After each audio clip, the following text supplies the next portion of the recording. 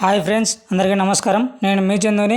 మీరు చూస్తున్నారు Chandu educational Telugu YouTube ఛానల్కి స్వాగతం. ఈ వీడియోని స్కిప్ చేయకుండా ఫస్ట్ చూడండి. ఈరోజు మన టాపిక్ వచ్చి వైఎస్ఆర్ పెన్షన్ కార్డుకు సంబంధించి మనకు ఒక లేటెస్ట్ న్యూస్ అనేది రావడం జరిగింది. ఏపీ మరియు సెంట్రల్ గవర్నమెంట్ పథకాలకు సంబంధించి ఏ చిన్న అప్డేట్ వచ్చినా మిస్ కాకుండా తెలుసుకోవాలంటే మన యూట్యూబ్ ఛానల్ని ఒక లైక్ చేసి కింద ఉన్న సబ్స్క్రైబ్ బటన్ సబ్స్క్రైబ్ చేసుకొని దాని పక్కన బెల్ ఐకాన్ని ఆ నోటిఫికేషన్ యాక్టివేట్ చేయండి. లేట్ చేయకుండా టాపిక్లోకి వెళ్ళిపోదాం. జూన్ నెల సంబంధించి పెన్షన్ అనేది ఏ విధంగా పంపిణీ చేస్తారు, ఎవరెవరికి ఎంత అమౌంట్ ఇస్తారు, పూర్తి సమాచారం ఈ వీడియోలో తెలుసుకుందాం. మనము గత 2 నెలలుగా చూసుకుంటే మనకి ఏప్రిల్ మే నెలకు సంబంధించి మనకి పెన్షన్ ఏ విధంగా చేశారు, మనకి ఏప్రిల్ నెలలో గ్రామవార్డు సచివాలయానికి వెళ్ళి పెన్షన్ అనేది తీసుకోవడం జరిగింది ఏప్రిల్ నెలలో. మే నెలకు సంబంధించి పెన్షన్ అనేది మనకి డీబీటీ ద్వారా బ్యాంకులలో డబ్బులు అనేది వేయడం జరిగింది. వృద్ధులు, వికలాంగులు, వితంతులు, దివ్యాంగులు మనకి డబ్బులు అనేది బ్యాంకుల చుట్టూ తిరిగి దాదాపుగా 33 మంది అనేది మరణించడం కూడా జరిగింది.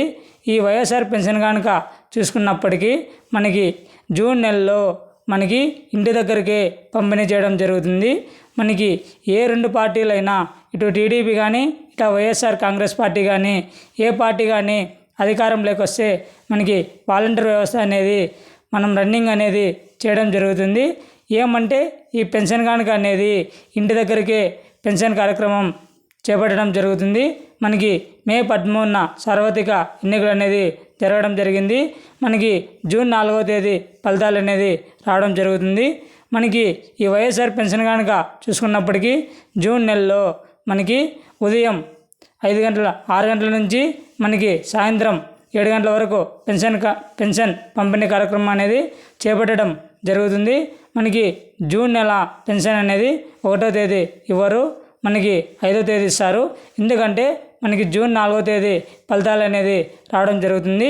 అప్పుడు మనకి కొత్త ప్రభుత్వం ఏర్పడుతుందా లేదంటే పాత ప్రభుత్వం ఉంటుందా అనేది మనకి జూన్ 4వ తేదీ తెలుస్తుంది.